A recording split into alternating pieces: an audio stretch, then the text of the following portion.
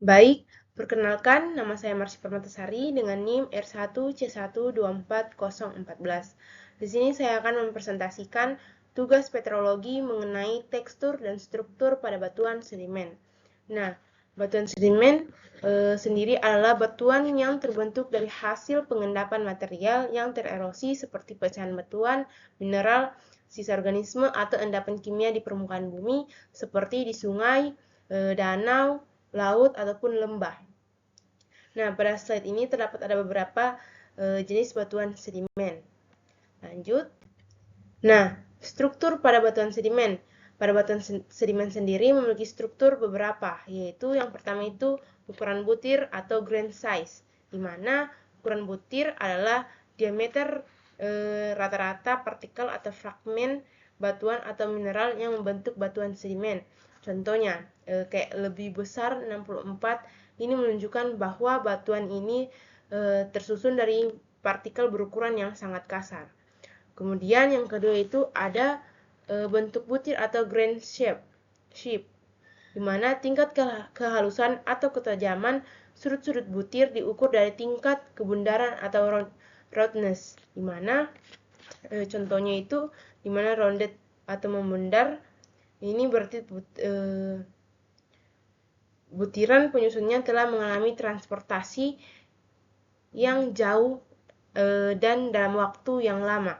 Selama transportasi, misalnya di sungai, sudut-sudut butiran terkikis sehingga menjadi bulat. Kemudian yang ketiga itu ada kemas, di mana kemas adalah cara butiran tersusun dan saling berinteraksi atau berhubungan satu sama lain dalam batu.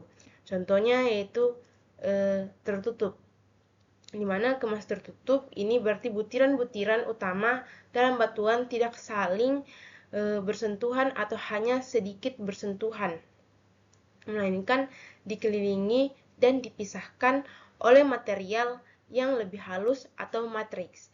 Jika butiran saling bersentuhan kuat, kemasnya disebut terbuka. Lanjut, kita ke 4 yaitu sortasi atau sorting, di mana tingkat keseragaman ukuran butir penyusun batuan, contohnya yaitu terpilah buruk atau pour sort. Ini menunjukkan bahwa batuan ini terdiri dari campuran butiran dengan berbagai ukuran yang sangat bervariasi. Misalnya butiran kasar lebih besar 64 mm bercampur dengan pasir dan lumpur halus. Sortasi buruk sering terjadi pada lingkungan pengendapan yang energinya berubah-ubah atau sedimennya diendapkan secepat atau seperti aliran debris atau sungai yang deras. Kita lanjut. Kemudian pada bagian struktur 2 itu ada permeabilitas, di mana permeabilitas adalah kemampuan batuan untuk meloloskan cairan seperti air atau minyak melalui pori-pori atau ruang kosong di dalamnya. Contohnya itu permeabilitasnya itu buruk, di mana karena meskipun ukurannya kasar atau konglomerat, sortasi yang buruk dan kemas yang tertutup, butiran kasar dikelilingi matriks halus membuat jalur aliran cairan tersumbat sehingga kemampuan batuan untuk meloloskan fluida menjadi rendah. Kemudian setelah itu ada porositas, di mana porositas adalah persentase total volume ruang kosong atau pori-pori antara butir-butir dalam batuan. Contohnya itu porositas buruk, di mana porositas yang buruk biasanya disebabkan oleh sortasi yang buruk atau karena rongga pori telah terisi penuh oleh semen yang juga berkontribusi pada rendahnya permeabilitas. Kemudian selanjutnya itu kita akan ke struktur pada batuan sedimen.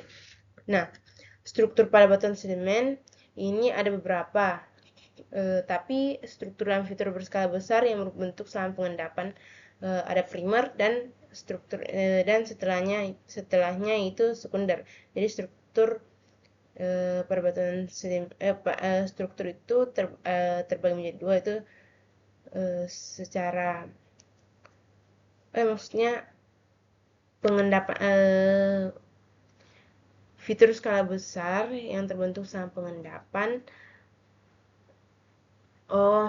Jadi strukturnya itu ada struktur sekunder dan struktur primer, dimana struktur primer itu selama proses pembentukan batuan, sedangkan struktur sekunder itu dia setelah proses pembentukan batuan. Nah, di sini yang pertama itu ada struktur perlapisan atau bedding, dimana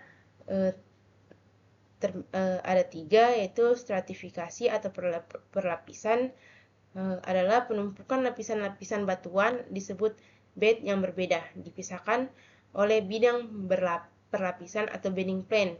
Kemudian ada perlapisan silang atau cross bedding. Lapisan yang miring diendapkan di atas lapisan yang horizontal, menunjukkan arah arus purba atau angin atau air. Nah, pada slide ini dapat kita lihat gambar cross bedding, di mana ini sangat tampak jelas terdapat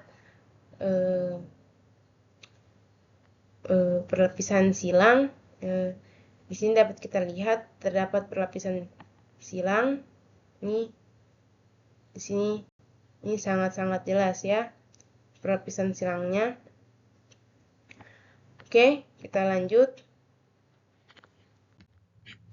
Kemudian ada perlapisan bergradasi atau grade bedding. Ukuran butir secara bertahap mengecil dari bawah ke atas, dimana bagian bawah itu kasar, mengecil dari bawah itu atau kasar ke atas itu halus dalam satu lapisan. Kas untuk aliran turbid atau arus berkepadatan di bawah air. Kemudian struktur permukaan dan jejak, di mana struktur permukaan dan jejak itu ada beberapa, yaitu ria gelombang atau ripple marks, bentuk bergelombang di permukaan bergelombang kecil di permukaan lapisan yang disebabkan oleh air atau angin.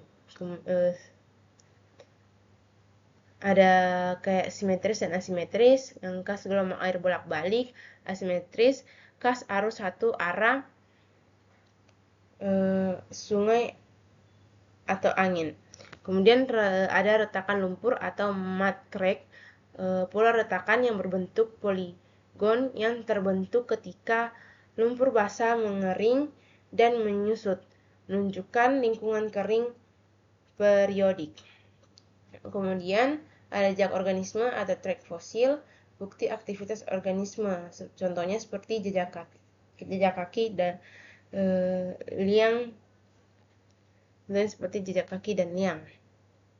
Dan masih ada banyak juga kayak untuk bukti-bukti aktivitas organisme, tidak hanya jejak kaki atau liang, tetapi juga ada fosil-fosil hasil pengendap yang terendapkan. Lanjut. Nah, mungkin itu saja hasil dari presentasi saya.